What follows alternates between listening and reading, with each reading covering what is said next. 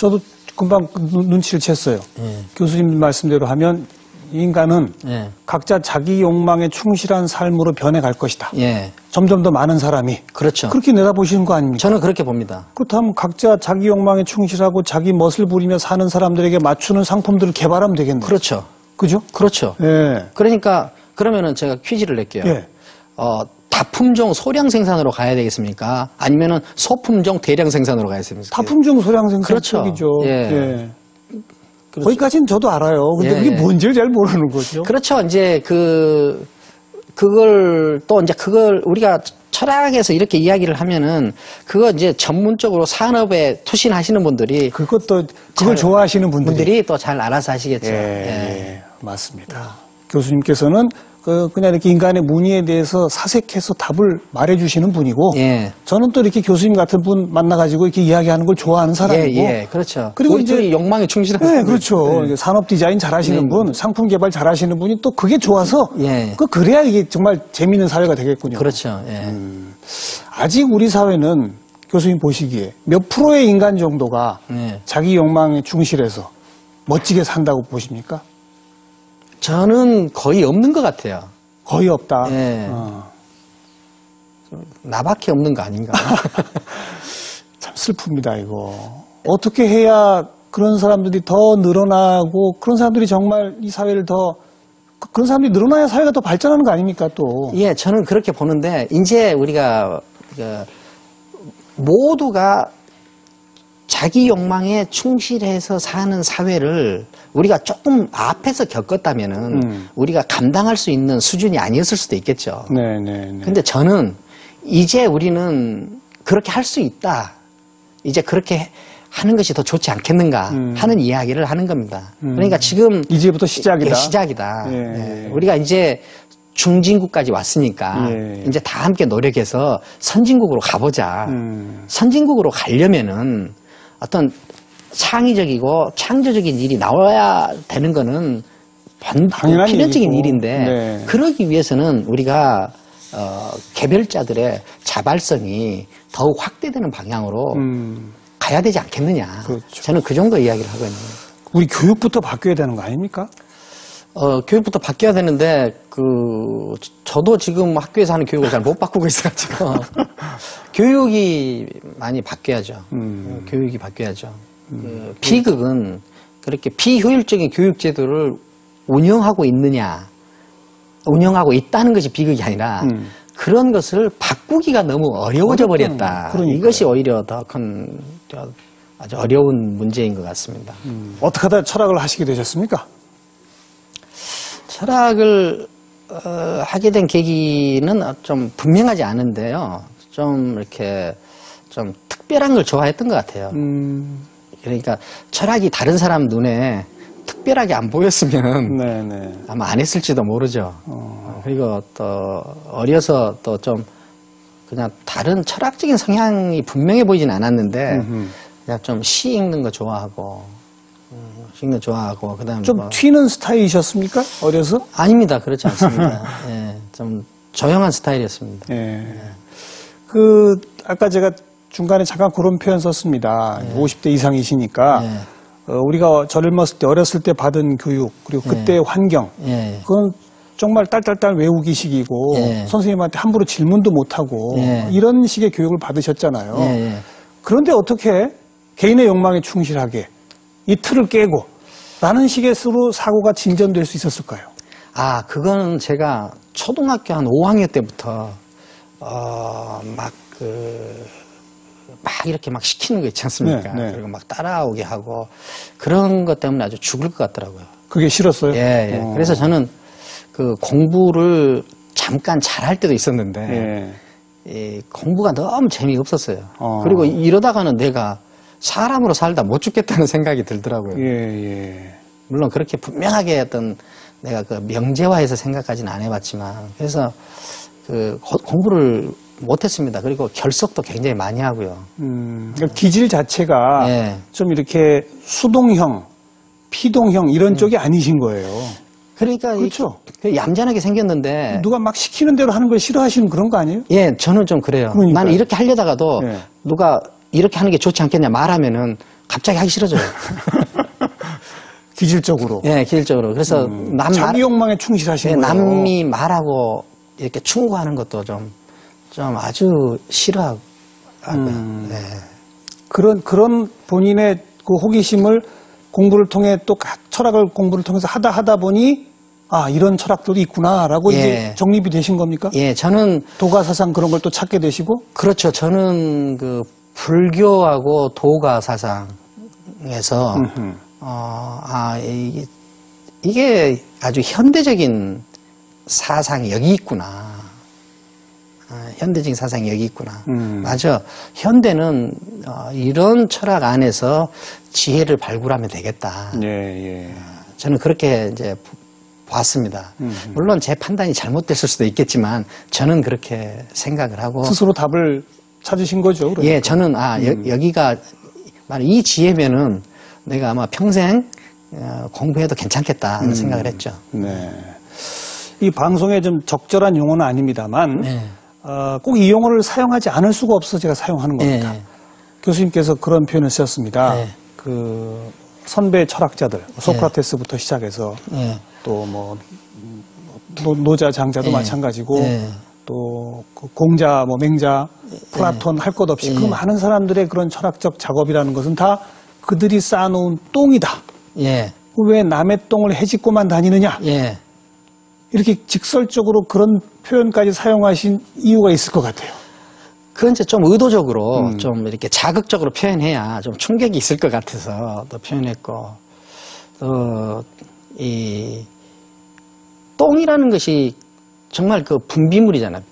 물론 거기에 똥이 영양가가 하나도 없는 건 아니거든요. 똥에 있는 영양가가 진정한 영양가라고 착각을 할 수도 있습니다. 걸음으로만 사용돼야 되는데 그거를 똥을 모셔놓고 살 수는 없잖아요.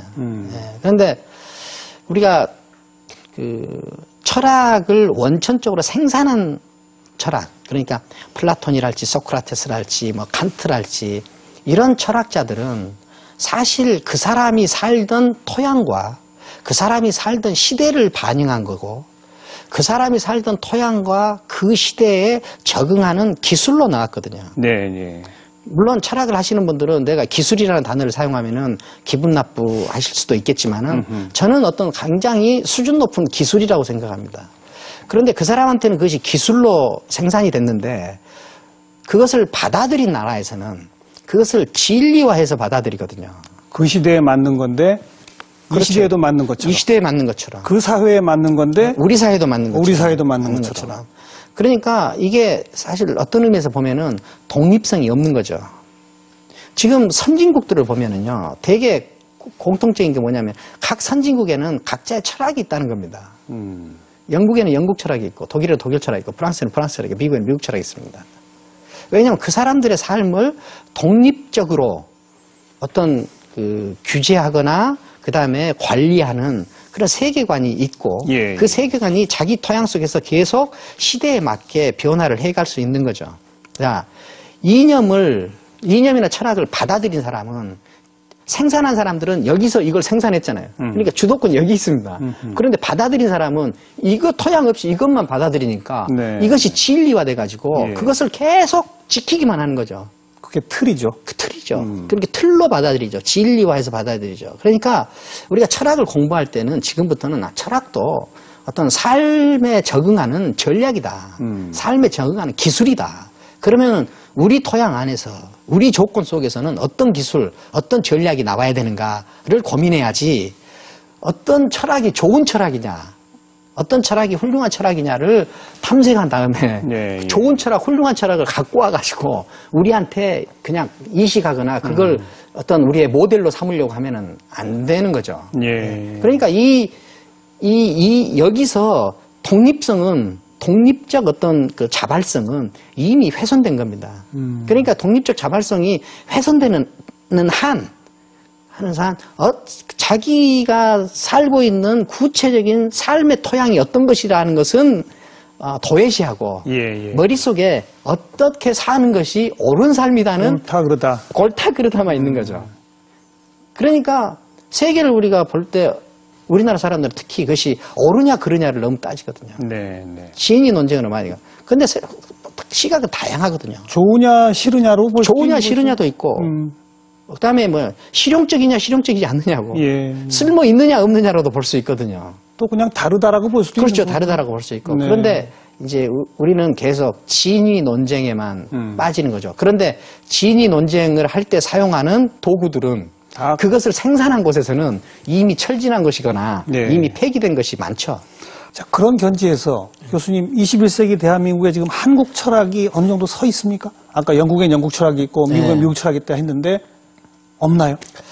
우리나라에는 어떤 철학적 자산은 많이 있지만 사실 한국 철학이 이것이다. 물론 그 전에 퇴계, 율고, 다산 이런 선생님들 계시지만은 우리가 지금 그 우리 삶을 표현하는 예, 예. 그런 우리만의 철학이 있을까? 그건 저는 좀 없는 것 같아요.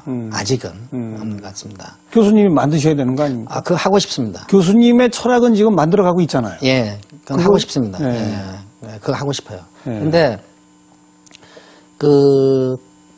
우리의 철학이 없지만은 사실 전 세계적으로 자기 철학을 가지고 있는 나라는 많지 않거든요. 선진국 중에 선진국이죠. 선진국 중에 선진국이죠. 예, 지금 예.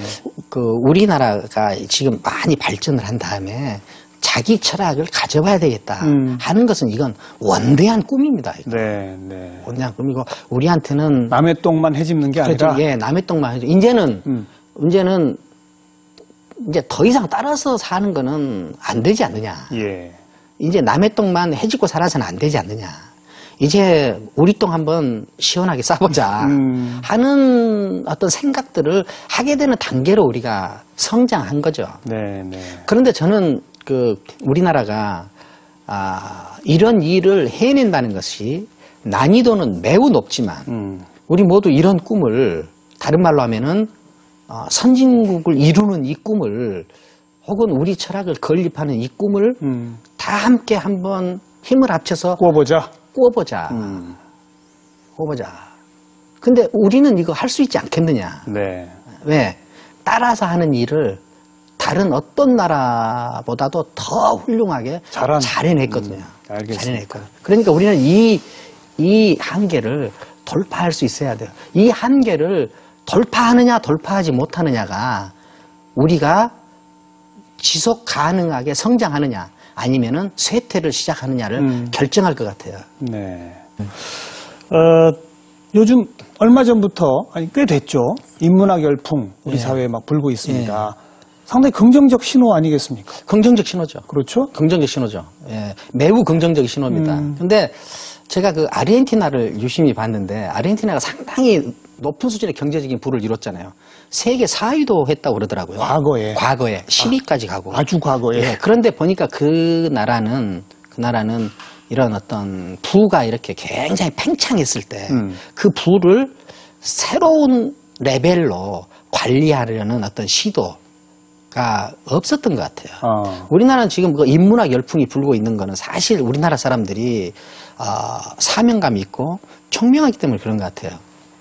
왜 그러냐면은 인문학을 공부하는 이유는 인문적 시선을 갖겠다는 건데. 그래서 부를 새로운 각도로 창조해낸다는 거죠. 새로운 각도로 창조해.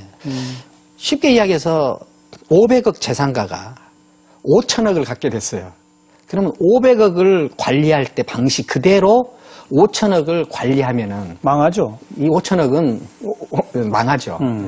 그러니까 지금 우리가 5천억을 갖게 됐다. 또 인식하자. 그럼 이 5천억을 가졌으니까 이제 5천억에 맞는 시선을 가져보자. 왜 이 좋은 5천억을 그냥 물거품처럼 사라지게 할 거냐. 그걸 이제 인문학에서 찾았다는 것은 제대로 본 거죠. 저는 제대로 본 거라고 생각합니다. 네. 혹시나 해서 드리는 말씀인데 고전 읽기도 인문학의 중요한 부잖아요. 예. 아까 무슨 남의 똥 이런 고전 읽기를 배격하자는 아니신 거죠? 전혀 아니죠. 읽어야 되는 거죠? 읽어야죠. 그런데 분명히 알아야 될 거는 네. 어떤 고전에도 우리가 가야 될 길은 없다는 거예요. 그러니까. 그 사람들의 길만 있어요. 그런데 문제의식을 갖고 읽어야 그렇죠. 된다. 그 사람들이 어떻게 해서 그 길을 만들었는가를 보고 컨닝하는 것이 고전을 읽는 목적이거든요. 예.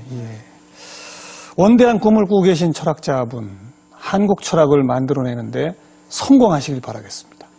아니죠. 함께 성공하기를 바라겠습니다. 예, 감사합니다. 오늘 나와주셔서 너무 감사드립니다. 감사합니다. 네. 자, 여러분께서는 해야 하는 일을 하고 사셨습니까? 하고 싶은 일을 하며 살고 계십니까? 또 좋은 일을 하고 살고 계십니까? 아니면 좋아하는 일을 하고 살고 계십니까? 이 질문 한번 던져보시는 그런 하루 되기를 바랍니다. 다음 주에 다시 뵙죠. 안녕히 계세요.